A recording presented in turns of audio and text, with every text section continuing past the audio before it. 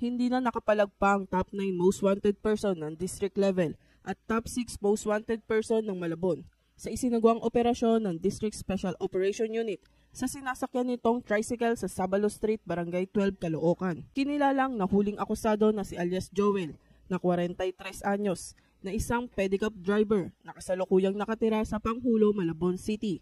Inaresto ang nasabing akusado sa bisa ng warrant of arrest sa kaso nitong attempted rape na may inirekomendang piyansa na 120,000 pesos at sexual assault na may inirekomendang piyansa na 200,000 pesos. Na-inisyo ni Punong Hukom Abigail Santos Domingo Lailo ng Family Court Branch 44, Malabon City. Matapos nito ay pinalam sa akusado ang dahilan at karapatan sa konstitusyon. Sa ngayon, ang akusado ay kasalukuyang nakukulong sa NPD Custodial Facility Unit. Mula rito sa Northern Police District, ako po ang inyong PNN correspondent, Patrolwoman Blaiselan Esperanza, alagad ng batas, tagataguyod ng Balitang Pulis.